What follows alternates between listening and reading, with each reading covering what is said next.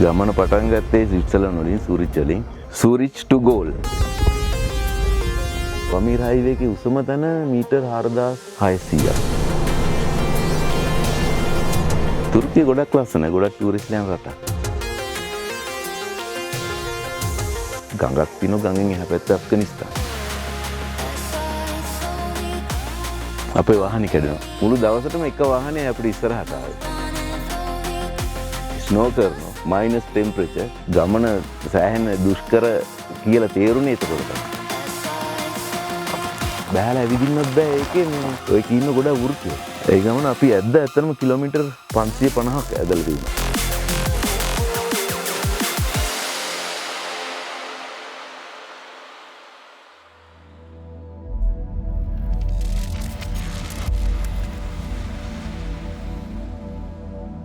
ආයිබෝවන් සුබ දවසක් කියන හැමෝටම. අද ඇත්තටම අපි ට්‍රැවල් වීඩියෝ එකක් ගෙන්න නෙමෙයි බලාපොරොත්තු වෙන්නේ. ලෝකේ පුරා සංචාරය කරපු රටවල් ගණනාවක් හරහා ලංකාවට ජිප් එකකින් සංචාරය කරපු අපේ හිතවත් සහෝදරයෙක් ගැන එයාගේ එක්ස්පීරියන්ස් එක ඔයාලටත් අපිටත් ඇත්තටම ගොඩක් වැදගත් වෙයි කියලා අපි හිතනවා. ඉතින් ඒ එක්ස්පීරියන්ස් එක අපි ඔයාලා හැමෝම එක්ක බෙදා ගන්න තමයි ලෑස්ති වෙන්නේ. ආයිබෝවන් ඉන්දික. ආයිබෝවන් අනුර.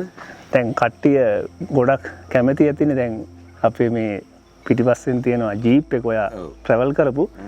අපි මේ වැඩේ පටන් ගන්න කලින් අපි මේ ජීප් එක ගැන කට්ටියට පොඩ්ඩක් එක්ස්ප්ලেইন කරලා ඉමු.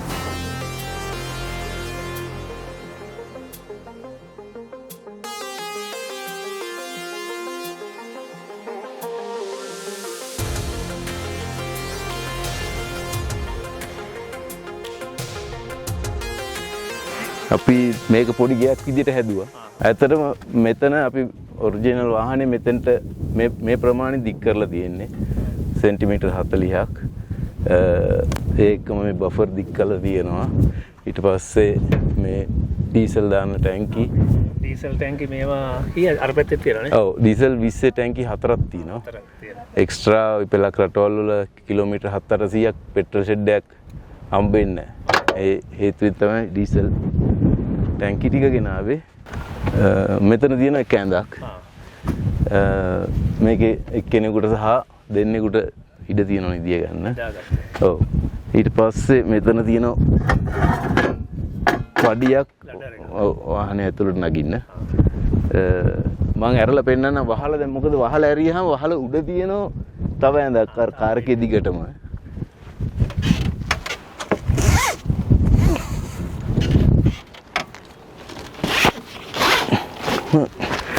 ඒක වහල ටිකක් බරයි.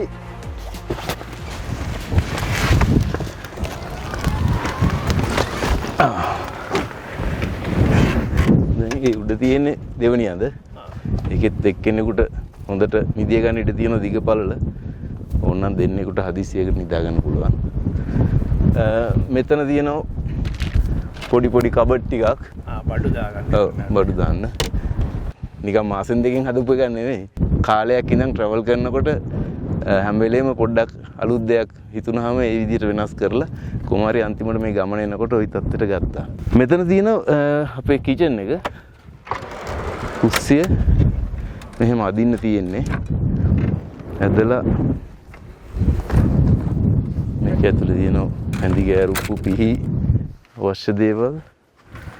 මේක ගෑස් ලිපර්.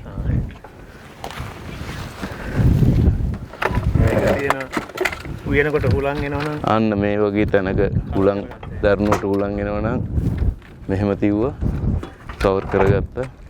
ගෑස් එක මේක දැන් හයි කරලා නැහැ. ගෑස් එක හයි කරලා අපි හුඟක් වෙලාවට මේක තියෙන මෙතන එක්ක ගෑස් එක තියන්න පුළුවන්. එක්ක මොනවා හරි කපනවනම් මේක උඩ තියාගෙන මෙතන තියෙන වතුර දාන්න හොදන්න මේකක්.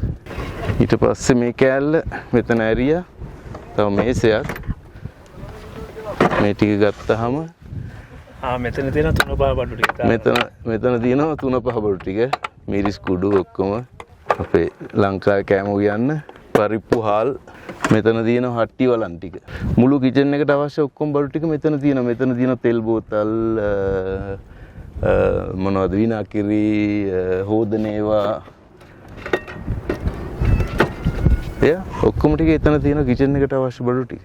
මෙතන තියෙනවා මේ ටැංකි දෙකක් එකක් වතුර ලීටර් 20ක් මේක හතරවෙනි ඩීසල් ටැංකි එකේ ලීටර් 20ක් මෙතන පඩියක් තියෙනවා මේක නගින්න උඩට අපි අර වහලේ පෙට්ටි තුනක් වෙනම හයි කරලා තියුණා ටූල්ස් අර මේවා ස්පෙයා පාර්ට්ස් දාන්න ඒකට නගිනවා නම් මෙතනට කකුල තියුවා උඩට නැග්ගා මෙතන බැටරි දෙකක් තියෙනවා වට් 1200 චාර්ජ් වෙන්නේ එක පැත්තකින් වාහනෙන් ඕල්ටර්නේටරෙන් කාර් එක යනකොට චාර්ජ් වෙනවා අනිත් පැත්තෙන් තියෙන සෝලාර් පැනල් එකක් ඒකත් කෙලින්ම මේකට කනෙක්ට් කරන්න පුළුවන් දැන් අපි දවස් 4ක් විතර එක තැනක ඉන්නවා වාහනේ යන්නේ නැත්තම් අපි සෝලාර් එක ගහනවා මේකට ඩිරෙක්ට් ගහුවා ඒකෙන් charge කරා ඊට පස්සේ මේක 220යි වෝල්ට් 12යි දෙකම තියෙනවා ෆ්‍රිජ් එක 12 වෝල්ට් මේකෙන් කොයි වෙලෙත් වැඩ කරනවා කැමරා ලැප්ටොප් එක charge කරන්න හරි ඩ්‍රෝන් එකක් charge කරන්න ඒ ඔක්කොම මේකෙන් ගන්න පුළුවන් 220 මේකේ නිකන් අපේ කැමරා බඩු ටික අපි ගේනකොට පොඩියට ඉලෙක්ට්‍රික් බඩු ඊට පස්සේ මෙතන තියෙනවා අපේ ටූල් කිට් එක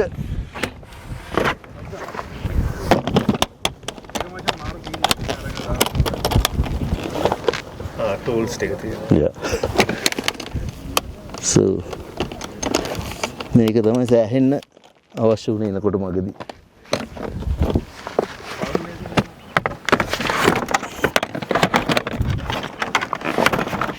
so දෙකම තමයි ඇතුළට මෙතන තියෙනවා අපේ පුටු ටික මේස පුටු ඒ ටික කොහොමද තියෙනවද ඔව් මේක ඉක්මනට ගාලා මේස දිගෑරියා විනාඩි ගාණෙන් හයි කරගන්න පුළුවන් සස්පෙන්ෂන් වෙනස් කරලා තියෙනවා වාහනේ උස්සලා තියෙන්නේ යට පොළොවයි වාහනේ අතර තියෙන ඉඩ ප්‍රමාණය ටික වැඩි කරගන්න මොකද අපි ආපු පාරවල් වල වැදගත් වාහනේ දැන් ඔක්කොම හයි කරාට පස්සේ බර වැඩි වෙලා තියෙනවා දැන් තියෙනවා ටොන් 3යි කිලෝ 300කට ඒක නිසා දැන් මේ රිම් හෙවි ඩියුටි රිම් දාලා තියෙන්නේ කියන්නේ සාමාන්‍ය රිම් එක බර වරොත්තු දෙන්නේ අපි ඒ වෙනස් කරාම එහෙ ගිහිල්ලා RMB එක වගේ RMB එක තමයි එතෙන්ට ගිහිල්ලා පෙන්වන්න ඕනේ. එතකොට ඒගොල්ලෝ ඒ ඔක්කොම චෙක් කරලා තමයි අපිට අර සීල් එක ගහන්න එක ඕකේ කියලා. ඊට අමතරව මෙතන ස්නෝර්කල් එක වතුර යනවා නම් අර වතුර ප්‍රමාණය උඩින් හුළඟ ඇදලා ගන්න ඒක හයි කරා. බෆර් එක හිම් පිටින් වෙනස් කරා යකඩ බෆර් එකක් දාලා තියෙන්නේ. රින්ච් එකක් එක්ක ටොන් 4.5 රින්ච් එක මොකද කාර් එකේ බර තියෙන්නේ පෑදින්න. ඒක හයි කරලා බෆර් එක වෙනස් කරලා තියෙනවා. 2.7 ලීටර් ටර්බෝ එන්ජින් එකක් තියෙන්නේ.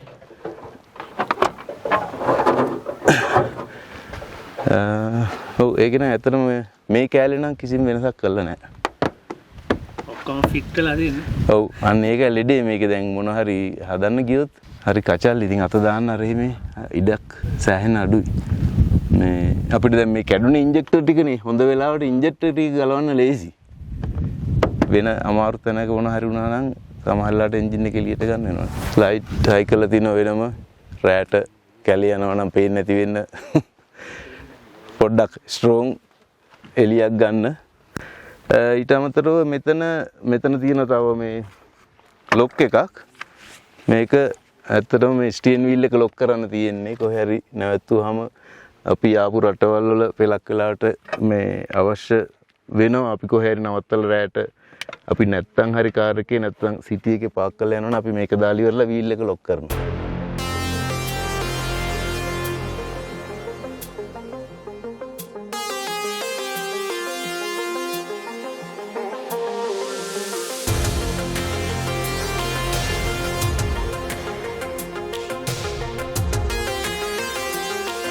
මම ඉන්දික සම්පත් ගාල්ලේ හැදුනේ වැඩුනේ ඉස්කෝලේ ගියේ ගාල්ල රිච්මන්ඩ් විද්‍යාලයට දැනට ජීවත් වෙන්නේ ස්විට්සර්ලන්ඩ් මම බැඳලා ඉන්නේ ස්විස් ජාතික කාන්තාවක් ළමයි දෙන්නෙක් ඉන්නවා ඒගොල්ලෝ ලොකුයි දැන් අවුරුදු 27යි 25යි මම මෙකැනික් කෙනෙක් අපිට අපේ ගෑරේජ් එකක් තියුණා දැනට ඒ බිස්නස් එක කරන්නේ නවත්තලා තියෙන්නේ.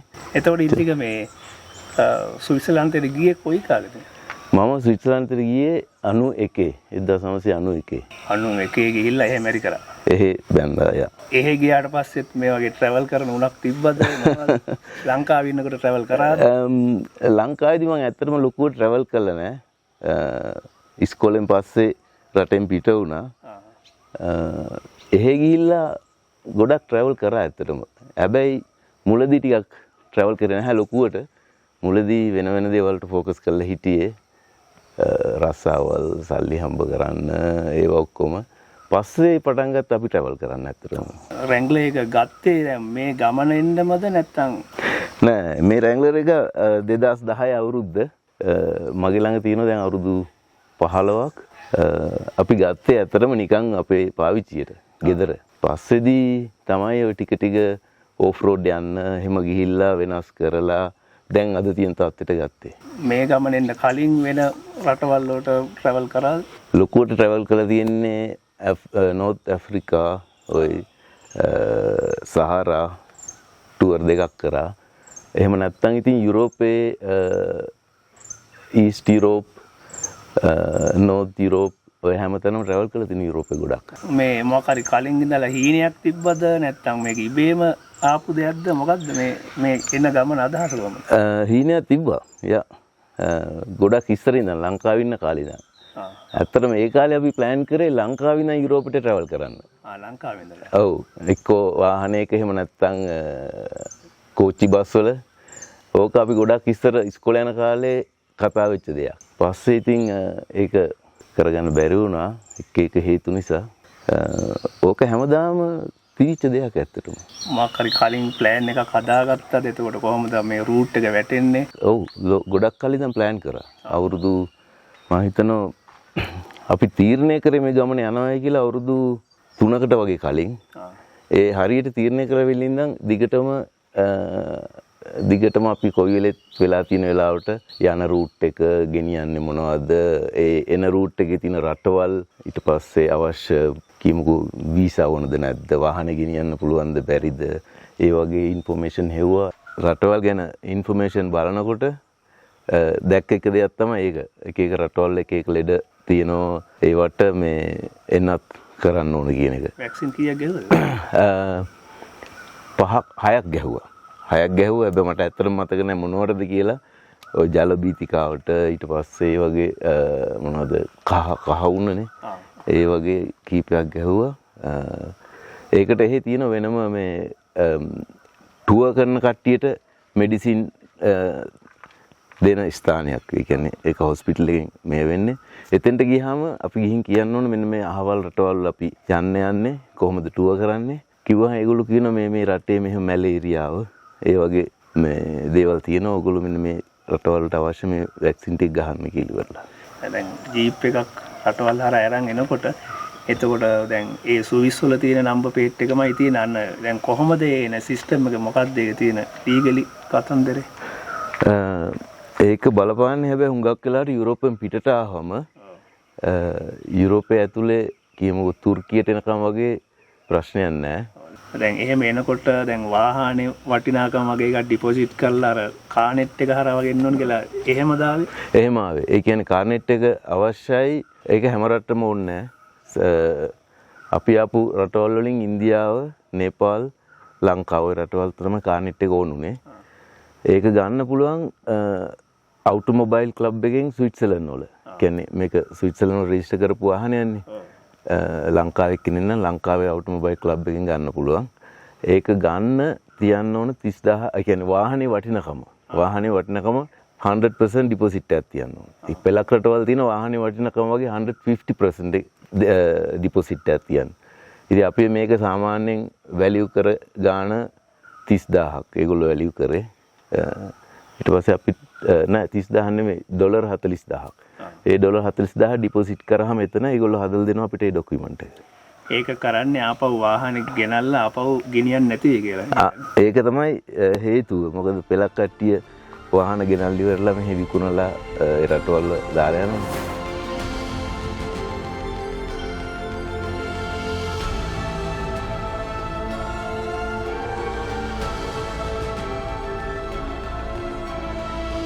ගමන පටන් ගත්තේ ස්විට්සර්ලන්ඩ් වලින් සූරිච් වලින්. අපි ලිව්වෙත් දැන් ওই Facebook එකේ මම පෝස්ට් දැම්මා. සූරිච් ටු ගෝල්. ගෝල් කියන්නේ මගේ අපේ නගරේ ඉපදිච්ච. සූරිච් වලින් පටන් අරන් ඉස්සෙල්ලම ගියේ ඕස්ට්‍රියාවලට. අපි ඇත්තටම තුර්කියට එනකන් ලොකුවට මේ නැවැත්තුවේ බැලුවේ කරේ නැහැ. මොකද ඒ රටවල් අපිට ඕනලා යන්න පුළුවන් රටවල් ආපහු. ඒක නිසා කෙලින්ම ඕස්ට්‍රියාවට ඕස්ට්‍රියාව වලින් එක රැයක් වගේ හිටියා. එතනින් ස්ලෝවේනියා. ඒ කියන්නේ එක දවසෙන් රටවල් කීයක් කරාද? නෑ එක දවසින් ඇත්තට ඕස්ට්‍රියා එක රැයක් හිටියා. එක රැයක් හිටියා. ඊට පස්සේ ස්ලෝවේනියා, ක්‍රොේෂියා, සර්බියා ඔය රටවල් තුනම එක දවසින් කරා. රටවල් තුනක් එක දවසින්. ඔව් එක දවසින් කරා. ඊට පස්සේ සර්බියාවල අපි දන්න කට්ටිය එහෙම ඉන්න සර්බියාවල හිටියා අපි දවස් 4ක් විතර. සර්බියාවත් රුසියානු සමූහාණ්ඩුවේ රටක්ද? නෑ සර්බියා නෑ. සර්බියා ඒ රටවල් අයිති වෙන්නේ ක්‍රොේෂියා, ස්ලෝවේනියා, සර්බියා, පරණ යුගොස්ලාවියා කියලා කිව්වේ. ඒකින් කැඩිච්ච රටවල්. බල්ගේරියාත් අපි එක රැයක් හිටියා. බල්ගේරියා වලින් තුර්කියට. තුර්කිය හිටියා සුමානයක් විතර. තුර්කිය පොඩ්ඩක් ට්‍රැවල් කරා බලන්න ලස්සන දේවල් තියුණා. හැබැයි ඉතින් සුමානෙත් හොඳට මදි. අපේ වුණාට ඔළුවේ තියුණේ ලංකාවට එන එක. ඒ රටවල ලස්සනයි. තුර්කිය ගොඩක් ලස්සනයි. ගොඩක් ටූරිස්ට්ලයන් රටක්. මොන වගේ දේවල් ගන්නේ කොහොමද? පාරවල් තොටවල් ටික දියුණු රටක්ද? අපි හිටපු පැති නම් දියුණුයි. හැබැයි ඒ වගේ නොදියුණු පැතිත් තියෙනවා. ඒක ඉතින් ඕනම රටක තියෙනවනේ. ලස්සන රටක්, හොඳ කල්චර් එකක් තියෙන රටක්, පරණ ඉතිහාසයක්, බලන්න ගොඩක් දේවල් තියෙනවා. අපි ඉතින් එහෙම ලොකුවට ඇත්තටම බැලුවේ නැහැ. සුමානේ අපේ යාළුවෙක් එහෙත් හිටියා. ඔව්. ස්විට්සර්ලන්තේ ඉඳ ඉස්සර හිටපු කෙනෙක්. එයා විසිට් කරා. එහෙ දවස් 2ක් හිටියා. ඉස්තම්බූල් වල ඉන්නේ ආසියාව යුරෝපේ වෙන් වෙන්නේ.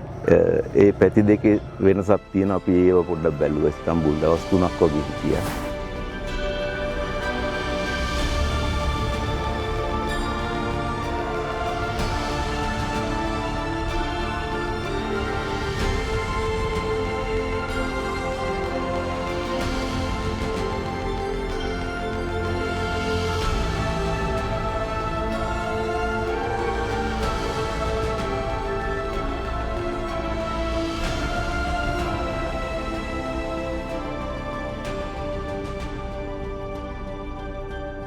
තුර්කියෙන් පස්සේ ජෝර්ජියා. ජෝර්ජියාවලත් අපි හැබැයි හිටියේ නෑ ඇත්තටම. ඔව් ආසියා පැත්තට ආවිත් වෙන්නේ. ඔව් ජෝර්ජියාවලත් වැඩි හිටියේ නෑ. ඒත් රෑ දෙකක් වගේ හිටියේ මම හිතන්නේ. රෑ දෙකක් වගේ මට මතක විදියට. මොකද ජෝර්ජියා වලින් අපි මාරුනේ රෂ්‍යාවලට. රෂ්‍යාවලට අපිට ඇත්තටම මේ වීසා ඕන. දැන් ඔව් රෂ්‍යා කානෙට් එකෙන් ආවේද? රෂ්‍යාවලට අවශ්‍ය වෙන්නේ ඒත් කාර්නෙට් එක. ඒගොල්ලෝ අපි එතන වෙන්නේ ඉම්පෝට් එක්ස්පෝට් කිරීමක්.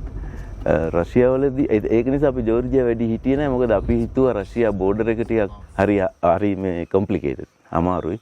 ඒක නිසා පුළුවන් ඉක්මනට රෂ්‍යා බෝඩර් එකට යන්න ඇත්තටම ආවේ. ඇවිල්ලා ජෝර්ජියාවලදී අපි දවස් 3ක් හිර වෙලා හිටියා.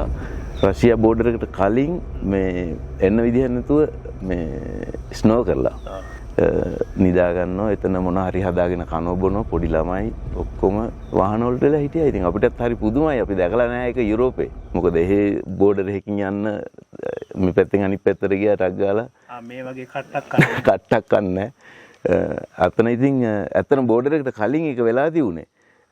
ඒගොල්ලන්ට ඒක ස්නෝ අයින් කරන්න එන ගොඩක් කාලයක් ගියා. ඉතින් දවස් 3ක්. රුසියා බෝඩරේට එනකන් ආවේ කොහමද? ඔයා තනි වාහනේද නැත්නම් තව කවුරුද ටීම් එකක් ආවද? නෑ අපි තනියෙන් ආවා. ඔව්. තනියෙන් කියන්නේ මයි වයිෆ් දෙන්න. ඔව්. ගොඩ ඉතින් එක හේතුවක් උනේ අතන අර නැවතිච්ච වාහන ඔක්කොම එක සැරේට දැන් බෝඩර් එකට ආවා. පාර අරපු ගම. ඊට පස්සේ අනිත් එකේ රෂ්‍යාවලත් අර ඔෆිස් වැඩ හරි හිමින් යන්නේ. ඔව් හරි හිමින් යන්නේ. අපි කොහොමදත් බෝඩරේට ආව හවස 3:00-4ට විතර. ඇවිල්ලා පහුවෙන්ද උදේ 10 වෙනකන් බෝඩර් එකෙන් මේ පැත්තට එන්න වාහනේ ක්ලියර් කරගන්න. ඒකට ගොඩක් වෙලා ගියා. ඒගොල්ලෝ හරියට අර වාහනේ ඉම්පෝට් කරලා ඊට පස්සේ කොළ දෙන පුරවල ඔක්කොම කරලා ගිහිල්ලා බාර දීපු ගමන් එක වචනයක් හරි වැරදි නම් අපි ගිහිල්ලා ආයි අලුත් කොළයක් පුරවලා ආයි පොලිමේ පිටිපස්සෙන් හිට ගන්න ඕන. කොහොම අපි 4 සැරයක් පොලිමේ හිටියා. ඇත්තටම අපිට ගමන සෑහෙන දුෂ්කර කියලා තේරුනේ එතකොට තමයි. මොකද මේ ස්නෝ කරනවා මයිනස් ටෙම්පරේචර්. අපි ඒ හැම වෙලෙම බැලුවේදී අපිට එක අතකින් අමාරුවක් නැහැ. ලක්සිරි මොකද මේක ඇතුලේ හීටර් තියෙනවා, ඇඳන් තියෙනවා, නිදා ගන්න පුළුවන්. ඉතින් පෙලක් මිනිස්සු නිකන් කාර් වල ඇවිල්ලා ඔය කට්ටම කනවා ඉතින්නේ. එතෙන්දී ඉතින් අපි කොහොම හරි කල්පනා කරා ඕකේ මේක කරගෙන ඊළඟට යමු බලන්න මොකද වෙන්නේ කියලා. දැන් මෙහෙමයි රුසියාව ලොකු රටන්නේ. ඉතින් අපි ක්‍රොස් කරේ යට දැන් ওই කැස්පියන් මුහුද තියෙන්නේ. ඒ යට කෑල්ලෙන් පොඩි කොටසක් තමයි අපි ක්‍රොස් කරේ. කිලෝමීටර් තියෙන්නේ 2000ක් 2500ක්. ඔව්. ඒක දවස් කීයක් ගත්තද? ඒක දවස් 4ක් වගේ ගියා. ඉතින් රෂ්‍යාවල අපිට අනිත් උනේ අපි ඉක්මනට රෂ්‍යාවෙන් පිට වෙන්න බැලුවේ මේ අපි හරියට සූදානම් වෙලා හිටියේ නැහැ රෂ්‍යාවලට. මොකද මේ ඔෆ්ලයින් මැප් ඩවුන්ලෝඩ් කරගත්තේ නැහැ. ඊට පස්සේ රෂ්‍යාව ඇතුළට ආපු ගමන් GPS සිග්නල් මුකුත් නැහැ. ඒගොල්ලෝගේ සිග්නල් කට් කරලා ඒගොල්ලෝගේ ඕන් සිස්ටම් එකක් තියෙන. ඉතින් ඕවා දාගන්න ඕන හරිනම්. ඊට පස්සේ ඔෆ්ලයින් මැප් දාගන්න ඕන. ওই දෙකම අපි කරගෙන හිටියේ නෑ. රට ඇතුළට ආපු ගමන් එක තැනක් නවතින තැනක් අපි කලින් හොයලා ඒකේ රූට් එක දීලා තිබුණා. එතෙන්ට ආව කරදරයක් නැතුව. එතන ඉහාට ට්‍රැවල් කරන්න හරි අමාරු නෑ. ඇත්තට මැප් එකක් ගන්න කඩවල් වල නැහැ. හයිවේ එකට යන්න පාර හොයාගන්න බැරුව ටැක්සියක් අඬ ගහලා එයාට කිව්වා ඔයා ඉස්සරහින් යන්න අපිට මෙන්න අහවල් තැනට යන්න ඕන. ඉතින් ඉංග්‍රීසි කතා කරන මිනිස්සුත් හරි අඩුයි. ඔව්. ඉතින් ඒ ටැක්සි එක්කෙනාට කොහොම හරි පැහැදිලි කරලා එහෙම තමයි අපි හයිවේ එකට ආවේ. දැන් කවුරු හරි මේ ගමන මෙහි ලංකාවේ ඉඳලා යනවා නම් හරි ආපහු එනවා නම් හරි ඔය රෂ්‍යාව හරහා ඔය ප්‍රශ්න එනවනේ. ඒකට සූදානම් වෙලා යන්න. ඔව්. රෂ්‍යාව යනවා නම් හරියට සූදානම් වෙලා යන්න ඕන. ඔව්. අනිත් එක බැංකු කාඩ් වැඩ කරන්නේ නැහැ. ඊට පස්සේ ඒකට නම් අපි කෑෂ් සල්ලි අරන් ආවා. මේ ඒ වගේ තියෙන පොඩි දේවල් ටිකක් හරියට බලන්න ඕන. අපි එච්චර සූදානම් වුනේ නැත්තේ අපි එච්චර රෂ්‍යාවල ට්‍රැවල් කරන්න ප්ලෑන් එකක් තියුනේ නැති නිසා. ඒ ඉක්මනට එන්න කියලා. ඒත් යනවා නම් වැඩිය හොඳයි අර වගේ හරියට බලලා යන්න.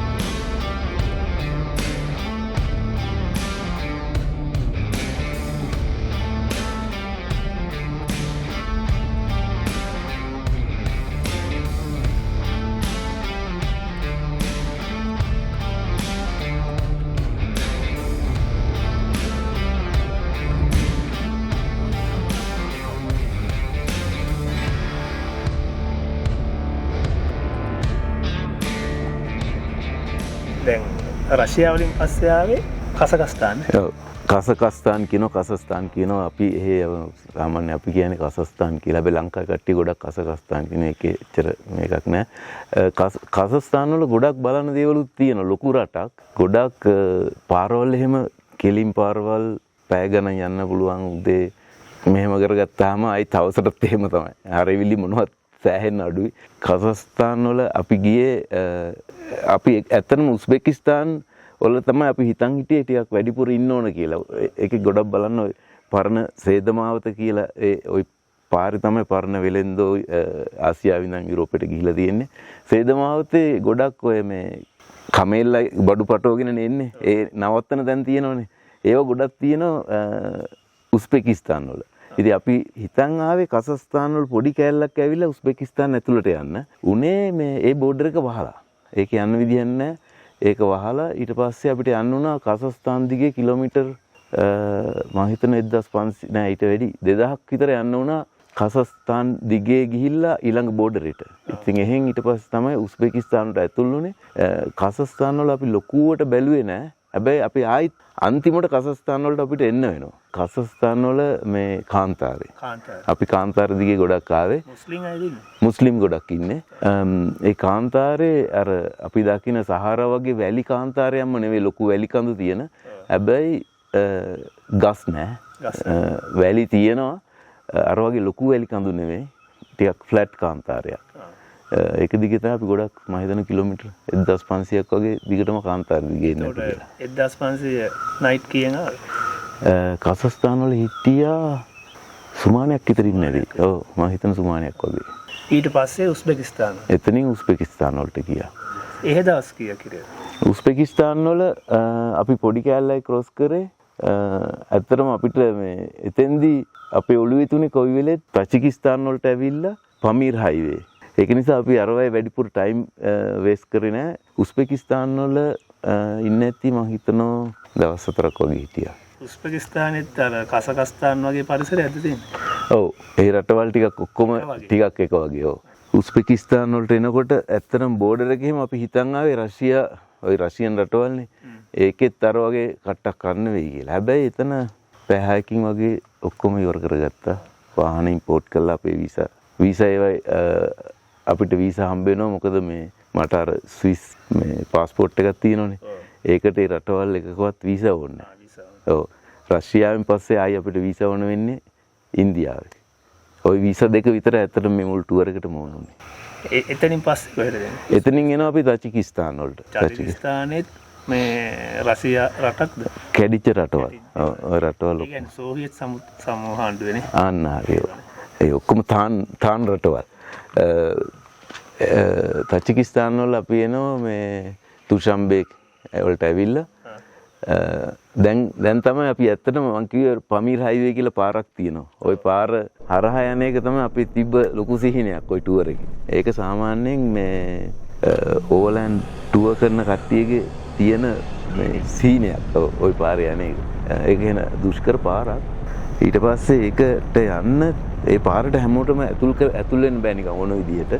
ඒකට වෙනම පර්මිෂන් එකක් ගන්න ඕන තුෂම්බේ වල කියන්නේ කැපිටල් එකෙන්. පස්සේ අපි තුෂම්බේ වලට ඇවිල්ලා එතන හිටිය දවස් 3ක් විතර ඉඳගෙන දැන් අපි අර ටුවර් එකේ රූට් එකට රෙඩි වෙන්න වාහනේ සර්විස් එකක් කරා. ඊට පස්සේ අපි ගෑරේජ් එකට ගිහිල්ලා ඔක්කොම චෙක් කරලා බැලුවා. මොකද දුෂ්කර පැත්තක් ඒ පැති වල ගෑරේජ් අර එහෙම නැහැ ඉතින් ලොකුවට. ඊට පස්සේ අර පර්මිට් එක ගන්න දවසක් ගියා. පර්මිට් එක ගත්තා. බඩු ගත්තා අපිට කෑම බීම අරම ඔක්කොම දාගන්න ඕන. තෙල් ගහ ගන්න ඕන. මොකද ඒ පාරට ඇතුල් වුණාට පස්සේ පෙට්‍රල් ෂෙඩ් එකක් එහෙම හරි අමාරුයි හොයාගන්න. පෙලක් ඒවා ෂෙඩ් එකක් හම්බ වුණත් ගියාම ඩීසල් නැහැ. ඒක නිසා අපි එක්ස්ට්‍රා ඩීසල් ලීටර් 80ක් වෙනම දාගත්තා. කරලා තුෂම්බේ වලේ දවස් 4කට පස්සේ අපි එහෙම පිටත් වුණා. පිටත් වෙලා ඉතින් අර අතෙන්ට එන්න මේ පමීර් හයිවේ එක පටන් ගන්න තැනට එන්න අපි දවසක් විතර තුෂම්බේ ඉඳන් ඩ්‍රයිව් කරන්න ඕන. තුෂම්බේයි ඔස්නුයි දෙක ඒ සිටි දෙක යා කරන පාර තමයි ওই පමීර් හයිවේ එක. පමීර් හයිවේ එකට එන්ට වෙනකොට ඇෆ්ගනිස්තාන නිසා ගොඩක් කට්ටිය මේ ටිකක් බයයි ඉන්න වාහනේ. මොකද ඒ ඇෆ්ගනිස්තාන් බෝඩරේ වගේ දෙයක්. ඇෆ්ගනිස්තාන් බෝඩරේ කියන්නේ ගඟක් තියෙනවා ගඟෙන් එහා පැත්ත ඇෆ්ගනිස්තාන. ඉතින් මේ කියන්නේ ඇෆ්ගනිස්තානේ ඔහම ඇවිදගෙන යන මිනිස්සු ඒ ඔක්කොම අපිට පේනවා නිකන් ළඟ ලොකු දුරක් නෙමෙයි ලොකු ගඟකුත් නෙමෙයි. පස්සේ අපි හිතාගෙන ආවේ එතන හොටෙල් එකක කෝකටත් ඉමු මේ පළවෙනි රෑනේ ඇෆ්ගනිස්තාන් ළඟ මේ ගත කරන පස්සේ එතනට ඇවිල්ලා පොඩ්ඩක් සිටි එකේ හෙට මෙහෙට ඇවිදලා බඩු ටිකක් එහෙම අරගෙන කැරකෙනකොට අපිට හිතුණා ඉතින් මෙතන එහෙම හිතන තරම්ම බයක් වෙන්න දෙයක්වත් නැහැ කියලා දැක්ක හොඳ පාකින් එකක් ලස්සන තැනක. ඊට පස්සේ උතන නවත්තලා ටිකක් වෙලා ඉන්නකොට ගමේ මිනිස්සු එක්කෙනා දෙන්න ආවා. පොඩි ඔය ළමයි ටිකක් එතන ෆුට්බෝල් ගහන ඔය ග්‍රවුන්ඩ් එක.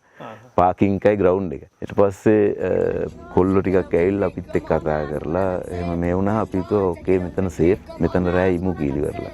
මේ කියන්නේ කෙලිම ඇෆ්ගනිස්තාන් ඉස්සරහා එදා රෑ වුණ පළවෙනි රෑ ගත කරා. ඊට පස්සේ අර දීච්ච පොඩ්ඩක් බය ගතියත් ඇරුණා ටිකක්. හවසට ළමයි සෙල්ලම් කරන පිට්ටෙනිය දවල් වරුවේ පාකින් ප්ලේස් එකක්. උදේට එතන එකතු වෙනවා මේ ඔය පමීර් ටැක්සි තියෙන පමීර් හයිවේ එකේ ටූරිස්ට්ලා ඇවිල්ලා එතනින් ටැක්සි අරගෙන එහෙමත් යන්න පුළුවන්. ඕකේ ටැක්සි ඔව් ජීප් වගේ වාහන 4 wheel වාහන තමයි ගොඩක් තියුනේ. උදේ බලනකොට සද්ද ඇහිලා අපි එළියට බහලා බලනකොට එතන ටැක්සි ස්ටේෂන් එකක්. ටැක්සි කාරෝ ඇවිල්ලා වාහන නවත්තගෙන එතනින් ටූරිස්ට්ලාත් දන්නවා ඒක ඔන්ලයින් බලන්න ඇති මං හිතන්නේ. ඒගොල්ලෝ එතෙන්ට ඇවිල්ලා එතන තමයි ඒගොල්ලෝ මීට් වෙලා ගාන කතා කරගෙන පමීර් ටුවර් එක කරන්නේ. ඩ්‍රයිවර්ලා එක්ක පොඩ්ඩක් අපි කතා කරා අපිට තේරුණා මේක එච්චරම එහෙම ප්‍රශ්නයක් නැහැ. මොකද ඇෆ්ගනිස්තාන් කිව්වම අර නම අහපු ගමන් පොඩ්ඩක් බය වෙනවනේ. ඔය කබූල් ඒ පැති වල තියෙන සිටුේෂන් එක මෙතන නැහැ. මේක ඇෆ්ගනිස්තානේ දුෂ්කර පැත්තක්. පමීර් හයිවේ කියන්නේ ඔය කඳුපන්තිය පමීර්. කොච්චර උඩින්ද ඒ රූට් එක එන්නේ? ඒ රූට් එක එන්නේ මීටර් 3000යි සාමාන්‍යයෙන් දැන් අපි දැනට ඉන්නේ පමීර් හයිවේ එක පටන් ගන්න හරිය අපි හිටියේ මීටර් 1000-1500 වගේ අතරේ. ඊට පස්සේ එතන ඉඳන් දිගටම නැග්මක් තියෙන්නේ. අන්තිමේ උසම පමීර් හයිවේ එකේ උසම තැන මීටර් 4600ක්. 4600ක් තමයි උසම පොයින්ට් එක. දැන් දිගටම එන්නේ ඇෆ්ගනිස්තාන් තාජිකිස්තාන් බෝඩරේ දිගටම. දැන් අපිට බෝඩරේ දිගේ ඉන්නේ අර ගංගා අයින දිග දෙන්නේ. ගංගා අයින දිගේ එන්නේ. ගඟ මෙහෙම අපි මේ පැත්තේ එහා පැත්තේ ඇෆ්ගනිස්තාන්. ඕකේ අපිට එන්න තිබුණ කිලෝමීටර් 1200ක් විතර. 1200 1300ක් විතර. පාරවල් තාර දාලා නැහැ 90%ක්ම 90%ක් තාර නැහැ. නිකන් ගල් බොරළු වැලි පාරවල් ක්‍රෙවල් පාරවල්. ඊට පස්සේ දෙපැත්තෙම ලොකු කඳු. අපි යන්නෙත් කන්ද උඩ වටපිටාව ඔක්කොම කඳු තමයි තියෙන්නේ හරිය. පස්සේ පමීර් දිගේ අපි ආව කොහොමදත් ටුවර් එක පමීර් හයිවේ එක ඉවරනකොට අපි දවස් 12ක් තමයි ප්ලෑන් කරලා තිබුණේ. දවස් 12කින් මේ පාර ඉවර කරන්න. අන්තිමට අපිට ගියා ඇත්තටම දවස් 20ක් 25ක් විතර ගියා. මොකද අපේ වාහනේ පස්සේ කැඩෙනවා. පමීර් හයිවේ එකේ පාරවල් දෙකක් තියෙනවා. අපි ආවේ වර්කාන් කොරිඩෝ කියලා. ඒක තමයි දිගටම ඇෆ්ගනිස්තාන් දිගේ එන එක. ඒක හරීම මේ හෙවි රූට් එකක්. ඒකේ යන ටුවරිස්ලාත් ඒකේ ගොඩක් යන්නේ නැහැ. ඒගොල්ලෝ කෙලින් පාරේ තමයි යන්නේ. අපි ඒකේ යන් කියලා ඒකේ ආවා. ඒක එනකොට තමයි ඇත්තටම වාහනේ කැඩුනේ. මොකද ඒ හරියේ ඒ වාහනේ කැඩිච්ච තැන මේ ගෑරේජ් එකක් තියා මිනිස්සෙක්වත් නැහැනේ. අපිට දැන් මොකද උනේ කියලා ඇත්තටම පස්සේ දැනගත්තේ මේ ඉන්ජෙක්ටර් දෙකක් කැඩිලා තියුනේ. වාහනේ දැන් අපි ඩ්‍රයිව් කරන් ආවා. එනකොට මේ එකපාරට නතර වුණා. නතර වෙලා ස්ටාර්ට් කරන්න බැලුවා ස්ටාර්ට් වෙන්නේ නැහැ. හොඳ වෙලාවට අපි මේ අර දුෂ්කරම පාරෙන් පොඩ්ඩක් එළියට දාලා මේන් රෝඩ් එකකට වැටිලා හිටියේ කැඩෙනකොට. ඒ දුෂ්කරම කෑල්ලේ අපි උදේ පටන් අරන් දවසම ආවා. මුළු දවසටම එක වාහනේ අපිට ඉස්සරහට ආවේ. ඉතින් ඒකේ කැඩුණා නම් අපි ෆුල්මානාත වෙනවා. අනිත් එක පයින් බහැලා ඇවිදින්නත් බෑ ඒකේ මේ ඔය කීන්න ගොඩක් වෘක්කයෝ. බ්‍රවුන් බෙයා ඔය දුඹුරු වලස්සු ලොකු මේව උන්ගේ ගොඩක් පොපියුලේෂන් එකක් තියෙන ගොඩක් ඉන්න පැත්තක්. දැන් අපි එනකොට ඇත්තටම අපි දැක්ක මේ වලස්සු නම් දැක්කේ නෑ. ওই වෘක්කයෝ රැළවල් පිටින් වතුර බොනවා අර එහෙම. ඒකත් අපි බලාගෙන ආවේ. ඇවිල්ලා හොඳ වෙලාවට ඒක පැනලා හයිවේ එකට දැම්ම හදන් මේක නතර වුණේ වාහනේ. ඊට පස්සේ දැන් මටත් හිතා ගන්න බෑ මොකද්ද වෙලා තියෙන්නේ කියලා. අපි අර ඇප් එකක් දාගෙන ආවා ටෙලිෆෝන් එකේ මේ ස්කෑන් කරන්න මොකද්ද වෙලා තියෙන්නේ කියලා. පස්සේ මම ඒක ගහලා ස්කෑන් කරලා බලනකොට පෙන්නුවා ලෝ ඩීසල් ප්‍රෙෂර්. පස්සේ ඉතින් මට තේරුණා මෙතන ඉඳන් මුකුත් මේක කරන්න බෑ. ඔව් මෙකැනික් වුණත් ඔකට ටූල්ස් තියෙන්න ඕන. ඔක හොයන්න වෙලා ගන්න ඕන. දැන් එකම දේ තියුණේ දැන් හවස 3 විතරලා අපිට එකම දේ වුණුනේ මේක කොහේ හරි නවත්තලා හොටෙල් එකකට හරි ගිහිල්ලා දවසක් එදා ඉඳලා ඊට පස්සේ බලන්න. ඊට පස්සේ එතන ඉන්නකොට හොඳ වෙලාවටම මේ රෂියන් ගෲප් එකක් ඒගොල්ලෝ ඕලෑන්ඩ් යන කට්ටියක් මේ වගේ වාහනවල ඒගොල්ලෝ ආවා. ඇවිල්ලා ඒගොල්ලෝ නතර කරා. නතර කරලා ඇහුවා මොකද වෙලා තින්නේ කියලා. ඉතින් ඊළඟට තියෙන සිටි එක මේ මුර්ගාබ්. අර සිටි එක මං කිව්වේ මුර්ගාබ් වල තමයි කැඩුනේ. ඊළඟට තියෙන සිටි එක මුර්ගාබ් එතෙන්ට තිබුණ කිලෝමීටර් 20ක් විතර. පස්සේ අපි ඒගොල්ලන්ට කිව්වා ඕකේ දැන් මේක ඇදගෙන යන්න විදියකුත් නැහැ. අරගොල්ලන් ඒක බලාපොරොත්තු වෙන්නත් බෑ. දැන් උදව් කරාද කවුරු හරි? ඔව් දැන් රෂියන් කට්ටිය නතර වුණා. නතර වෙලා අපිත් එක්ක ඇහුවා මොකද වෙන්න ඕන කියලා. රටේ මිනිස්සු රටේ මිනිස් දෙය හරි කවුරුත් නැහැ. තනිකර පාළු පැත්තක්. පස්සේ අපි කිව්වා එහෙනම් පුළුවන් නම් අපි දෙන්නව ගිහිල්ලා මුර්ගාබ් වලට එක්කන් යන්න. අපි එතන ඉඳන් කවුරු හරි හොයාගෙන මොන හරි අපි කරගන්නම් කියලා. ඒගොල්ලොත් එක්ක අපි ආව මුර්ගාබ් වලට. වාහනේ දාලා. වාහනේ එතන දාලා ලොක් කරලා අපි ආව මුර්ගාබ් වලට. ඒ මුර්ගාබ් කියන මේ සිටි එකක් කිව්වට ඒක සිටි එකක් ගමක් කිව්වත් වැඩි ඒකට. ඒ කියන්නේ ගෙවල් ටිකක් තියෙනවා. මුර්ගාබ් වල ඇත්තටම ගහකොළ නැහැ. නිකන් තනිකර අර නිකන් හඳේ තියෙන වගේ හඳට ගියා වගේ. ගල් ඔය හරියට හුළඟ ගෙවල් වුණත් නිකන් පොඩි පොඩි ගෙවල් ටිකක් තියෙන්නේ. ඊට පස්සේ එතනට ඇවිල්ලා එතන අපි පෙට්‍රල් ෂෙඩ් එකකට ගිහිල්ලා එක්කෙනෙක් හොයාගත්ත වාහනේ ඇදගෙන එන්න පළවෙනියටම. මෙතනට ගේන්න බෑ මොන හරි කරන්න. පස්සේ යාට සල්ලි ගෙවලා එයත් එක්ක ගිහිල්ලා අපි වාහනේ ඇදගෙන මෙහෙට මුර්ගාබ් වලට ගෙනලා එතන ඉන්න එක මෙකැනික් කෙනෙක්. පස්සේ එතනට ගියා බලන්න. ගිහිල්ලා එතනට ඇදගෙන ගිහිල්ලා එයා ඉතින් කිලෝමීටර් කීයක් ඇදම ගියා? කිලෝමීටර් 25ක් ඒ දුර ඇද්දා. 20ක් 25ක් විතර ඇද්දා. අතෙන්ට ගෙනහිල්ලා මේ එයා තමයි ගමේ මෙකැනික්. ඒ කියන්නේ එයා ඇවිල්ලා all round mechanic tour guide ඔක්කොම කරනවා.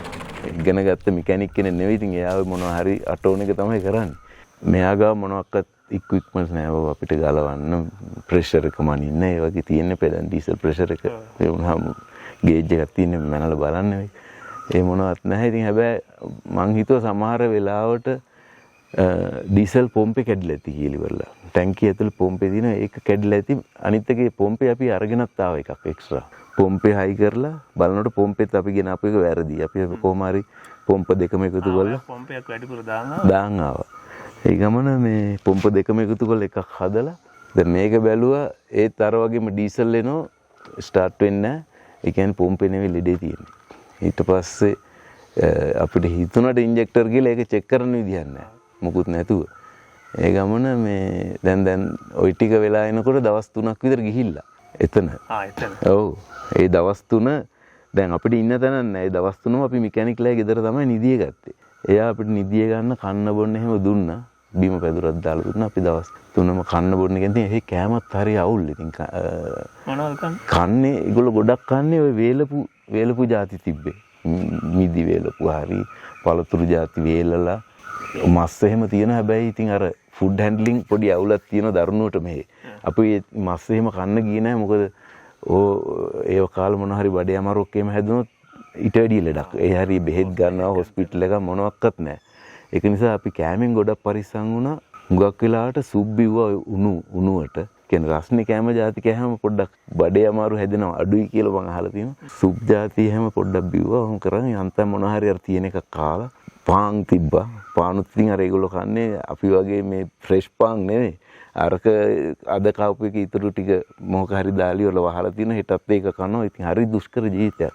කොහොම හරි දවස් 3ක් විතර යනකොට ওই ටික කරගත්ත මට තේරුණා මෙතන ඉඳන් ඔක හදන්න බෑයි කියලා. ඊට පස්සේ හරියට අපි කිව්වා අපිට මොකුත් ඕන මේ වාහනේ මේ අදින්න කවුරු හරි හොයලා දෙන්නේ කියලා. තජිකිස්තාන් බෝඩර් එකේ කිර්ගිස්තාන් කට්ටිය මේගොල්ලෝගේ තියෙන ගැට්ටනයක්. බෝඩර් එකේ අරගොල්ලන්ට මේ පැත්තට එන්න දෙන්නේ නැහැ මේගොල්ලන්ට මේ පැත්තට යන්න දෙන්නේ නැහැ. දැන් අරයන් නම් කෝ ඕකේ බෝඩර් එක ගාවට අපි අදින්නම් එතන එහාට එයාට එන්න විදියක් නැහැ කියලා. පස්සේ අපිට එක්කෙනෙක් හම්බුණා. එයාට ස්පෙෂල් පර්මිට් එකක් තියෙනවා ඒ ටුවර් ගයිඩ් කෙනෙක්. එයා ඇවිල්ලා ටුවරිස්ලා වගේ එක්කන් ගිහිල්ලා අපහු එන ගමන් අහම්බෙන් මෙතෙන්දී අපිට එයා හම්බුණා. එයා කිව්වා ඕකේ එතනින් එහාට කිර්ගිස්තාන් කැල්ල එයා අදින්නම් කියලා. පස්සේදී ඔහොම කතා වෙලා මේ තීරණය කරා දැන් ඉතින් අපි ඇදගෙන යන් කියලා ඉවරලානේ. ඒ ගමන අපි ඇත්තටම කිලෝමීටර් 550ක් ඇදලා දිනුනා. ඇදගෙන ගියා ඔස්සෝ වලට දැන් කිර්ගිස්තාන් වලට. ඒ කියන්නේ අපි වාහනෙත් ඇදගෙන බෝඩරෙත් ක්‍රොස් කළා. දැන් මං කිව්වා අර ඔතන උසම පොයින්ට් එක තියෙන්නේ 4665ක්ද 4600 ගාන. දැන් එතෙන්ටවත් අපි ඇවිල්ලා නැහැ. දැන් අදින්නේ කන්ද උඩටනේ. කන්ද උඩට. දැන් අපි ඒකත් ඇදගෙන තමයි යන්න ඕන. පස්සේ දැන් තජිකිස්තාන් වල ඔය අදින එක්කෙනාගේ වාහනේ කැඩෙනවා විනාඩි 10න් ඒක කැඩෙනවා. ඊට පස්සේ යා වාහනේ හදනවා ඔහොම කර අපිට ගමන පරක්කු වුණා. පරක්කු වෙලා බෝඩර් එකට එනකොට කොහොමත් හැන්දෑවේ 6 විතර වෙලා. ඊට පස්සේ බෝඩරේ ක්‍රොස් කරලා අර යන අතර වුණා. අනිත් එක්කෙනා බෝඩරෙන් අනිත් පැත්තට ඇවිල්ලා හිටියා. එයා දැන් බාරගත්ත අපේ වාහනේ ඇදගෙන යන්නේ. එයාගේ ටිකක් හොඳ වාහනයක් තිබුණා. මම හිතුවේ ඉක්මනට මෙතන යයි කියලා. කොහොමාරි අපි ඔස්සෝ වලට දැන් ඇදගෙන ඉන්නේ කිර්ගිස්තාන්. ඒත් අර කඳු පාරවල් ඒව ඇදලා ඉවරනකොට පහුවෙන්ද උදේ අපි 8ට මෙහෙන් පිටත් වෙච්ච එක පහුවෙන්ද උදේ 9:00යි. ඒ කියන්නේ දැන් රෑන් අපි නිදාගත්තේ නැහැ. non stop ඇද්දා. power steering මොනවත් නැහැනේ. ස්ටාර්ට් කරන්න බෑනේ. ලයිට් විතරක් දාගෙන ඉනවා. ලයිට් දාගෙන ඇවිල්ලා බැටරි වහිනවා. ඊට පස්සේ අපි කරන්නේ බැටරිය ගලවලා අරයාගේ වාහනේට දාලා ස්ටාර්ට් කරා මිනිත්තු 10ක් විතර ඉඳලා ඒක charge කරලා ආයි මේකට දාගන්නවා. මොකද රෑ ලයිට් නැතුව යන එක ඩේන්ජරස්. මේ අතරින් පතර වැස්සා. වයිපර් දාන්නත් බෑනේ. එහෙම කර කොහොම හරි ඇවිල්ලා ඔස්සෝ වලට එනවා පහුවෙන්ද උදේ 9:00යි. හොඳ ගණන්. දැන් ඔස්සෝ වලට ඇවිල්ලා අලුත් සිටි එකක්. අරයා අපි එක්කන් ඇවිල්ලි ඉවරලා දැම්මා දාලා යන්න හැදුවේ. ඊට පස්සේ මම කිව්වා දැන් ඔයා දැන් අපි මෙතන නතර කරලා යනවා. අපිට ඉන්න හොටෙල් එකක්වත් නැහැ මොකුත් නැහැ. කොහොමද මොකද්ද කරන්නේ? දැන් වාහනේ ගෙනියන්නේ කොහෙද ගෑරේජ් එකක් තියෙනවද මොකුත් දන්නේ නැහනේ. පස්සේ ආයිනම් කෝ දැන් යාට ඉංග්‍රීසිත් බෑ. දන්න භාෂාවල අපි ගාව පොඩි ට්‍රාන්ස්ලේටර් එකක් තුන Google Translate දාලා ඔහොම කතා කරගත්තේ. ඊට පස්සේ එයා කිව්වා ඕකේ මම දන්න කෙනෙක් ඉන්නවා ඉංග්‍රීසි පුළුවන්. එයාට මම කෝල් කරන්නම් කියලා. ඊට පස්සේ කෝල් කරාම එයාව ටිකක් තරුණ කොල්ලෙක් ඉංග්‍රීසි කතා කරන හොඳට. මෑන් කෝ ඕකේ බය වෙන්න එපා අපි හෙල්ප් කරන්නම්. ඇත්තටම සෑහෙන හෙල්ප් කරා ඇත්තටම. කරලා මෑන් කිව්වා දැන් අරයා ගියා. ඇදන් ආපු කෙනා ගියා. මෙයා කිව්වා ඕකේ දැන් අපි කාලත් නැහැ මොකුත් නැහැ. නිදාගෙනත් නැහැ. ඉස්සෙල්ලම අපි මොන හරි කාලා ඉමු. සල්ලි මාරු කරගන්නවා. දැන් රටකින් රටකට ආවම අපි හැම වෙලේම ඉස්සෙල්ලම සල්ලි මාරු කරගන්නවා. එහෙම නැත්නම් ATM එකකට ගිහලා සල්ලි ගන්නවා. ඊට පස්සේ වැදගත්ම දේ SIM කාඩ් එක. SIM එකක් ගන්න ඒ රටෙන්. අපි ඉස්සෙල්ලම ගිහින් සල්ලි මාරු කරන් SIM එක අරන් ගියා කන්න. ගිහලා හොඳට කෑවා උදේට. දැන් වාහනේ අපි එක තැනක පාක් කරලා එයාගේ කාර් එකේ තමයි ටික කරගත්තේ. හොටෙල් එකක් හොයාගෙන ගිහිල්ලා වයිෆ් හොටෙල් එකේ නවත්තලා අපි දෙන්න ආයි කාර් එකට ආවා. ඇවිල්ලා මං කිව්වා දැන් කොහේ හරි ගෑරේජ් එකක් හොයලා දෙන්නේ කියලා. ගාන එයාත් ඔන්ලයින් බැලුවා හොයාගන්න බෑ. ඊට පස්සේ අපි කාර් එකේ ගියා ගෑරේජ් වලට. ගෑරේජ් එක කොහොම හරි හොයාගත්ත ටික අපිට හිතුණා මෙයාට හදන්න පුළුවන් කියලා. මෙයා ගාවේ බඩු තියෙනවා. එහෙම කියලා එතෙන්ට වාහනේ එයත් එක්ක කතා කරගෙන අපි ඇවිල්ලා හොටෙල් එකේ නිදිය ගත්තා. එදා නිදාගෙන පහුවෙන්ද උදේම වාහනයක් හොයාගත්ත මේක ඇදගෙන යන්න, පටවගෙන යන්න, ට්‍රාන්ස්පෝර්ට් කරන්න. එහෙම කරලා අරන් ගියා අතෙන්ට. ගිහිල්ලා හැබැයි විනාඩි 10ක් ගිහින් අපිට අර එයාගේ ළඟ තියුණ එක ගැජට් එකක්. ඒකෙන් හොයන්න පුළුවන් මොකද්ද මේකේ ලෙඩේ කියලා. ඉන්ජෙක්ටර් කැඩිලාද කියලා. ඉන්ජෙක්ටර් හොඳද නරකද කියන එක. බලනකොට ඉන්ජෙක්ටර් 3ක් කැඩිලා. හැබැයි මම ඕක හිතුවා මගදී අපි ඉන්ජෙක්ටර් 3ක් ඕඩර් කරා ස්විට්සර්ලන්ඩ් වලින්. ඕඩර් කරලා ඉන්ජෙක්ටර් 3ක් අපි ගෙදරට ඇවිල්ලා තියෙන. දැන් ඕක ගේන්න තමයි ඕන. මට ෆ්ලයි කරන්න විදිහක් නැහැ. මොකද මමනේ වාහනේ ඉම්පෝට් කරේ. මගේ පාස්පෝර්ට් එකේ සීල් එක තියෙනවා මම වාහනෙන් ඇවිල්ලා තියෙන්නේ කියලා. ඒතර මට වාහනේ නැතුව රටින් පිට වෙන්න දෙන්නේ නැහැ. පස්සේ වයිෆ් කෝ එයා යන්නම් ඉන්ජෙක්ටර් ටික අරන් එන්න කියලානේ. එයා ෆ්ලයි කරා. ෆ්ලයි කරලා බඩු අරන් දවස් 2කට පස්සේ ආපහු එන්න. දැන් මම මෙහෙට වෙලා හිටියා. ඒ ගමන එයා ගිහිල්ලා ඉන්ජෙක්ටර් ටිකත් අරගෙන එනකොට එයා හිර වුණා ඉස්තම්බූල් වල. මොකද ඒගොල්ලෝ කියනවා ඒගොල්ලන්ට මේ ඒගොල්ලන්ගේ ෆ්ලයිට් එකට මේ වගේ බඩු ගෙනියන්න දෙන්න බැරියයි කියලා. ඒ කියන්නේ සිකියුරිටි රීසන් එක. පස්සේ එයා එතන ෆයිට් කරලා කොහොම හරි ඒගොල්ලෝ බඩු ටික අරගෙන විසි කළා. මෙයා ගිහිල්ලා ආයේ ඒ ටික අරගෙන ඒ ටික කරලා ඉවරනකොට ෆ්ලයිට් එක ගිහිල්ලා එන්න විදිහක් නැහැ. ඊට පස්සේ රෑ කෝල් කරලා කිව්වා මෙන්න මෙහෙමයි ෆ්ලයිට් එක ගිහිල්ලා මට එන්න විදිහක් නැහැ. මොකද කරන්න කියලා. ඊට පස්සේ මං කිව්වා ඉතින් ඊළඟ තියෙන ෆ්ලයිට් එක බලන්න කියලා. ඊළඟ තියෙන ෆ්ලයිට් එක තියෙන දවස් 3කට පස්සේ. ඔස්ට්‍රෝ වලට. පස්සේ ආයි නම් කිව්වා බිෂ්කෙක් වලට පුළුවන් ෆ්ලයිට් එකක් තියෙනවා. අදම මේ දැන් තව ටික වෙලාවකින් යනවා. ඒක එන්න පුළුවන්. බිෂ්කෙක් ඇවිල්ලා කිලෝමීටර් 1000කට වැඩිය දුර. එහෙට එන්නද කියලා. මං කිව්වා හරි වෙන කරන්න දෙයක් නැහැ නේද. දවස් 3 මෙතන ඉන්න බෑ. එහෙට එන්න බිෂ්කෙක් වලට අපි එහෙට එන්නම් කියලා. ඒ වෙලෙම හවස පටව ගත්තා. කොහොම හරි මෙයා එනවා උදේ 4ට බිෂ්කෙක් වලට අපි රාත්‍රී 2 විතරනට ගියා හෙට. ඒ මගේ දැන් අර උදව් කරන යාළුවත් හැම වෙලේම මාත් එක්ක ඉන්නවා. ඇත්තටම එයා මාර උදව්වක් කරා. ලොකුවට උදව් කරා. එයාත් ආවා අපිත් එක්ක. අපි ටැක්සි එකක් වෙනම ආරම් මේක ලොරි එක පටවල කට්ටියම බිෂ්කෙක් වලට ඇවිල්ලා පස්සේ ගිහිල්ලා අපි එයාපෝට් එකෙන් වයිෆ් අරගෙන යාව හොටෙල් එකකට දාලා අපි ආවා. දැන් ඒත් නිදාගෙන නැහැ රැලි වෙනකම්. උදේ 9ට අරිනෝයකෝ ගෑරේජ් එක. ගෑරේජ් එකකුත් එයාම හොයාගත්තා. එයාගේ යාළුවන්ට කෝල් කරලා බිෂ්කෙක් වල ඉන්න ඩීසල් හදන හොඳම ගෑරේජ් එක කියලා තැනක් හොයාගෙන එතෙන්ට ගියා අපි උදේ 9 වෙනකොට එතන දැන් අපි වාහනේ බාලා අපි මේ එයාපෝට් ගිහිල්ලා එතෙන්ට ආව උදේට. කොහොමත් එතනින් වාහනේ හදාගෙන රෑ 10 විතර වුණා. වාහනේ හදාගෙන දැන් ඊට පස්සේ වයිෆ්ට තියුණා ආපහු ස්විට්සර්ලන්ඩ් යන්න. ඒක තමයි ප්ලෑන් එක තියුණේ. එයා මෙතෙන් දෙනකන් ඇවිල්ලා එතනින් ආපහු යනවා ගෙදර යනවා. ආපහු ගෙදර යනවා. තනියෙන් ඊට පස්සේ ලංකාවට එන්න ගියා. ඔව්. එතන ඉහාට මම තනියෙන් එන්න තමයි ප්ලෑන් කරලා තින්නේ.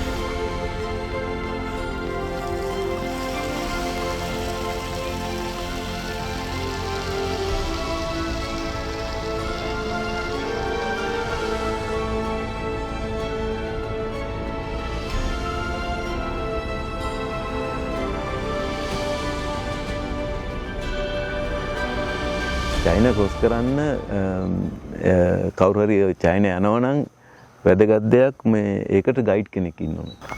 ඇත්තටම අපිට ඕන විදිහට චයිනා වල හැමතැනම ඇවිදින්න බෑ. දැන් ওই ෂංහායි වගේ ලොකු සිටි වල ඒවයි එහෙම ප්‍රශ්නයක් නැහැ. දැන් අපි ආවේ ටිබෙට් හරහා. ටිබෙට් වල කොහොමදවත් ඒගොල්ලන් කොහොම ප්‍රශ්න තියෙන නිසා අපිට ඕන විදිහට යන්න දෙන්නේ නැහැ. ඒකට ගයිඩ් කෙනෙක් ඕන. දැන් අපි ඔන්ලයින් ගිහිල්ලා ගයිඩ් කෙනෙක් හොයාගත්තා. ඒ වගේම ඒ ගයිඩ් ගොඩක් ගණන් නිසා ගෲප් එකක් සෙට් කරගත්තා. ඒ ගෲප් එකේ වාහන 6ක් විතර තිබුණා. ඉතින් අපි ඔක්කොම හම්බ වෙන දාගත්තේ චයිනා බෝඩර් එකේ. පස්සේ වයිෆ් ෆ්ලයිට් එකට දාලා මම එතෙන්ට ආවා. ඇවිල්ලා ඒ ගෲප් එකේ හිටියා 16 දෙනෙක්. වාහන 6ක්. ඔව් වාහනයි බයික් දෙකයි. මෝටර් බයික් දෙකයි. කට්ටියක් දුබායි ඉඳලා එනවා. ඒගොල්ලෝ ඉන්දියාවට යන්නේ. ඔක්කොම ඉන්දියන් කට්ටිය ඒගොල්ලෝ ඉන්දියාවට යන්නේ. අර ඉතාලියන් එක්කෙනා නේපාල් වලට යනවා කත්මණ්ඩු වලට. එතන වීසා ගන්න ඕනද අලුතෙන්? චයිනා වලට අපිට වීසා ඕනේ නැහැ ස්විස්. චයිනා වලට ඇතුල් වෙනකොට හරි කොම්ප්ලිකේටඩ් ඒ වැඩේ. රෙජිස්ටර් කරන්න ඕනේ. එහෙ නම්බරයක් දෙනවා. චයිනීස් නම්බරයක් දෙනවා. ඒ නම්බරය අපි කොයිලෙත් ඉස්සරහා වීදුරු ගාව තියාගන්න ඕන. වාහනේට ඊට පස්සේ අපිට දෙනවා ඩ්‍රයිවිං ලයිසන් එකක්. කාඩ් එකක්. ඒක අර අපි ඉන්න පීරියඩ් එකට තමයි ඒක දෙන්නේ. එතකොට දැන් ගයිඩ් ඉන්නවා. ඔයාලා කන්නෝ එක දිගේ තමයි එන්නේ. කන්නෝ එකත් එක්ක එන්නේ එකට. ඔව්. එතන මෙන්නේ වාහන ටික කැඩෙන්න බෑ. කැඩෙන්න පුළුවන්. කැඩෙන්න පුළුවන්. හැබැයි පැය දෙකක් ඇතුළත දැන් කොහේ පොලිස් කන්ට්‍රෝල් එකට ඇවිල්ලා ඒගොල්ලෝ කිව්වා තා මෙතන වාහන 7න් දෙකක් අඩුයි කියලා පැය දෙකක් ඇතුළත අර දෙකට එතෙන්ට එන්න පුළුවන් දුරක ප්‍රශ්නයක් නැහැ. කොහොම හරි අපිට චයිනා බෝඩර් එකේ ඇතුල් වෙන්න ගියා ගොඩක් වෙලා. හරියටම උදේ 8ට බෝඩර් එකට ආවා. ඔක්කොම වාහන ටික ක්ලියර් වෙලා බෝඩරෙන් අනිත් පැත්තට යනවා රෑ 8යි. ඊට පස්සේ ඉන්නේ ටිබෙට් එකට නේ. ඊට පස්සේ අපි ටිබෙට් වලට එනවා. චයිනා වල විශේෂ වෙච්ච දේවල් තියෙන අමතක. චයිනා වලදී මට ආයි ප්‍රශ්නයක් වුණා වාහනෙත් එක්ක වාහනේ කැඩුනා. ආයෙත් අර ලෙඩේම නෑ. ඒ සැරේ වෙන ලෙඩක්.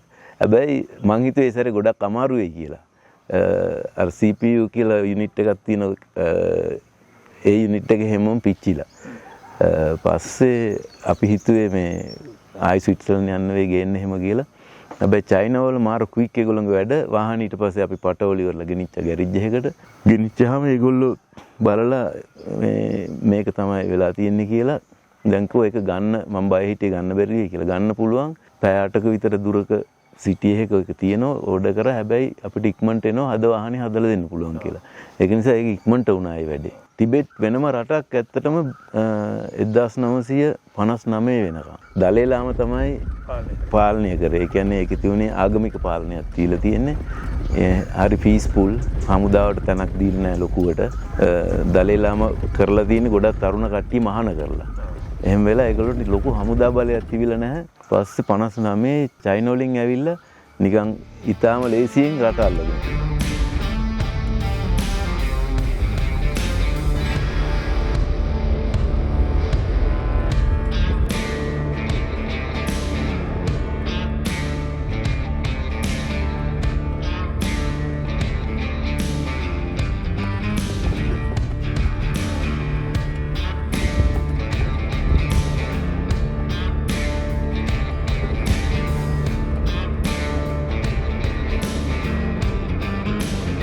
නේපාල් වලින්ද එවරස්ට් යන දාමල බේස් කැම්ප් එක සෙට් වෙන්න කොහෙන්ද? චයිනා වලින්. චයිනා වල සෙට් වෙනවා. චයිනා වල සෙට් වෙනවා. නේපාල් වලත් සෙට් වෙනවා. හැබැයි අපි චයිනා වලින් තමයි එවරස්ට් බැලුවේ.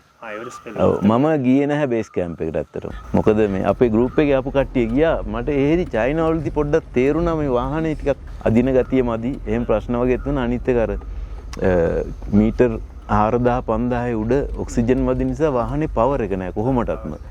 මේක උඩ මං ගියේ නැහැ මේ බේස් කැම්ප් එකට. හැබැයි මේ එවරස්ට් පේනවා. ඔව් දුරින් ඒ හිමාලය කඳු වැටිය දිගේ තමයි අපි දිගටම ආවේ. ටිබෙට් එකෙන් නේපාල් එනවා. නේපාල් එක දවසෙන් එනවද?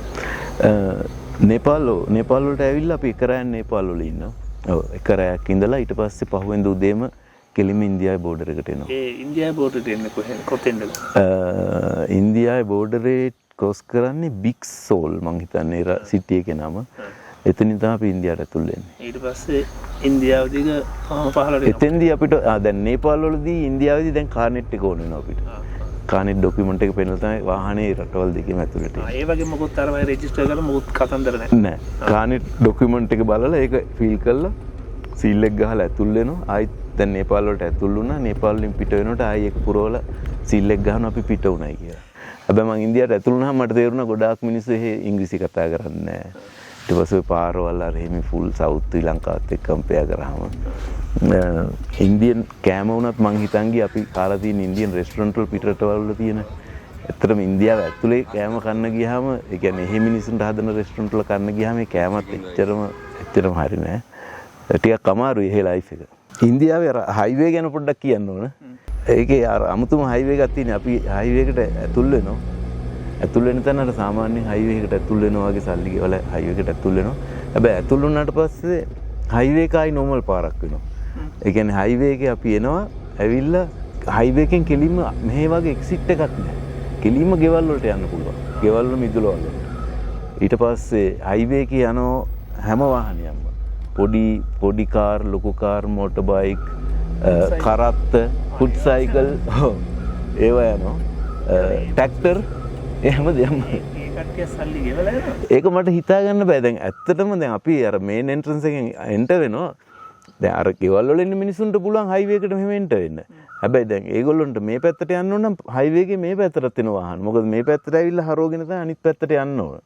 දැන් එක තැනකදී මට මං එනකොට අර ට්‍රැක් එක තියෙනවනේ ඕවර්ටේක් කරන්න. ඒකේනෝ ට්‍රැක්ටරයක් මේ පැත්තට. ඉස්සරහට. ඔව්. ඉතින් ඉන්දියාවේ හයිවේ වල හරි පරිස්සමෙන් එලවන්න ඕන. ඔව්. රැට හරි ඩේන්ජරස්. දවල්ට ඉතින් පේනවනේ පොඩ්ඩක් හරි. දැන් 100ට හරි යන්න බලන්න.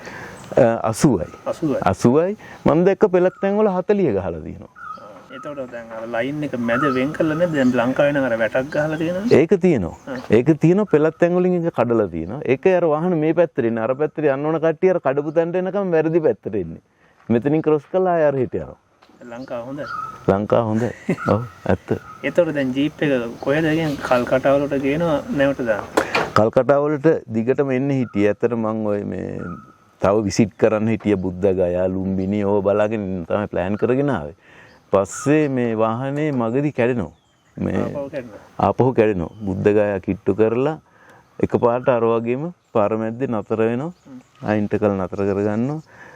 ආයි බලනට අර ප්‍රොබ්ලම් එකමයි මේ ඉන්ජෙක්ටර් ප්‍රශ්න. ඔව් ඩීසල් ලෝ ප්‍රෙෂර්. ඒ කියන්නේ මේ මොකද ඒ කියන්නේ ඩීසල් වල ප්‍රශ්නයද? පළවෙනියට මේක. මොකද ඉන්දියාවෙත් හුඟක් ඔය මේ ඩීසල් කවලම් කරනවලු. වතුර දානවලු ගොඩක්.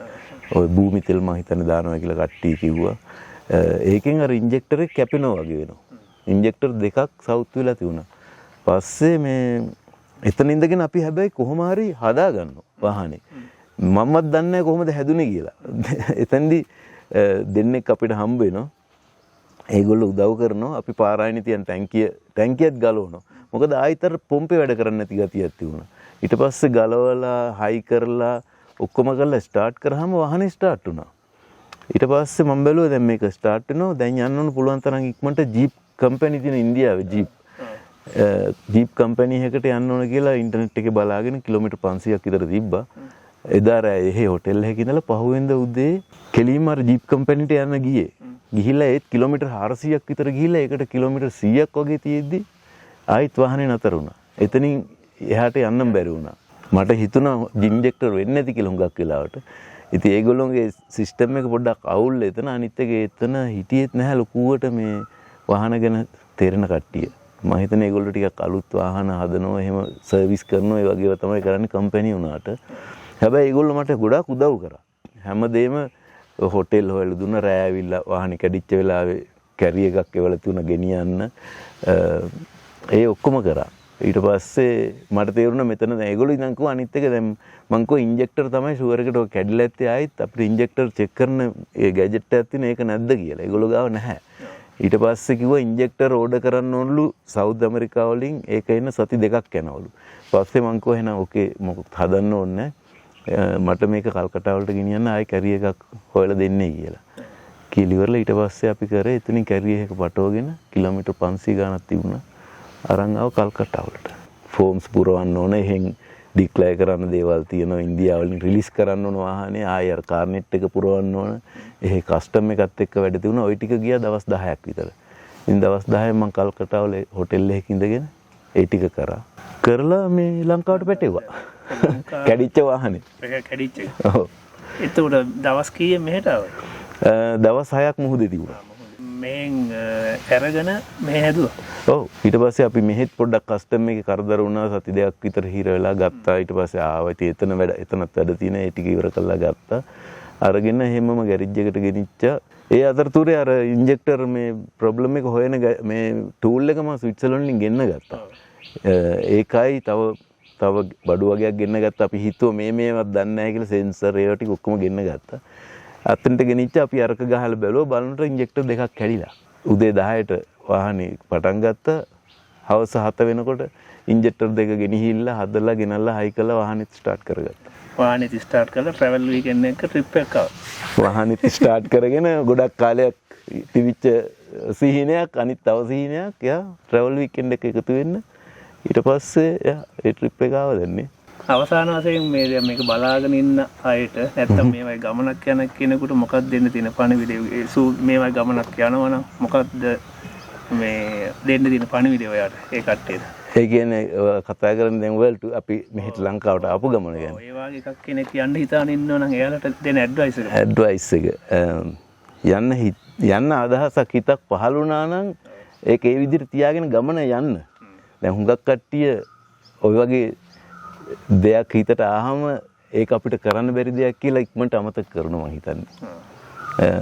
දැන් එහෙම අමතක කරන්න නැතුව ඒකෙම හිටියොත් ඒ ගමන යන්න පුළුවන් අනිවාර්යෙන්. ඒක තමයි පළවෙනි ස්ටෙප් එක. ඊට පස්සේ ඉතින් ගමන යනවා නම් ඒකට සූදානම් වෙන්නේ. ඒවා ඉතින් ස්ටෙප් බයි ස්ටෙප් කරන්න ඕන. හැබැයි අර ඔළුවට එන මේ සිතුවිල්ල අමතක තියාගන්න ඕන. ඒක තියාගත්තොත් ওই ගමන යන්න පුළුවන් ඕනෙක් කෙනෙකුට. කරදර දැන් ඔයාට විච්ච කරදර තියෙනවනේ. ඒවා අඩු කරගෙන යනවනේ. ඒවා අඩු කරගන්න ඉතින් දැන් ඇත්තටම වාහනේ කැඩිච්ච එක කාටවත් කලින් හිතන්න බෑ. දැන් ওই ස්පෙයා පාර්ට්ස් උනත් දැන් මම එහෙදි ටික බඩු ටිකක් ගෙනාවා. දැන් මගේ මම තව යාළුවෙක් මගේ ජීප් කම්පැනි එකක් තියෙනවා. ඒත් එක්ක කතා කරාම එයාත් කිව්වේ ඉතින් ඔයාට බෑනේ මේ මුළු බඩු ටික තව වාහනයක් අරන් යන්න. ඒක නිසා ඉතින් ඒ රිස්ක් එක අරන් යන්න ඕනේ. ඉතින් ඒකේ හැම දෙයකම රිස්ක් එකක් තියෙනනේ අපි කරන දේවල් වල. ඉතින් ඒ හැම දෙයකම කොහෙද හරි විසඳුමක් හොයාගන්න පුළුවන්. ඒක නිසා ඒවට බය වෙන්න දෙයක් නෑ එච්චරනේ. එහෙනම් මං හිතනවා අපි ගොඩක් කතා කරා දේවල්. මේ වීඩියෝ එක බලන කට්ටිය මේ වගේ ගමනක් යන්න අදහසක් තියෙනවා. ඒ කට්ටියට මේ අපේ කතාව මම හිතන්නේ ගොඩක් වැදගත් වෙයි. ඉතින් ඉන්දිකටත් ගොඩක් ස්තුතියි. Nanda thank you very much ඔයාට අපි මේ ගමනට එකතු කරගත්තට. ගමනක් යන්න ආවද? එහෙනම් හැමෝටම ජය වේවා. ජය වේවා. සුබ දවසක්. ගයක් සුන්දර නිවහනක් කරන උද්‍යාන අලංකරණයේ 20 වසරක විශ්වාසය දිමුතු ගාඩන්ස්.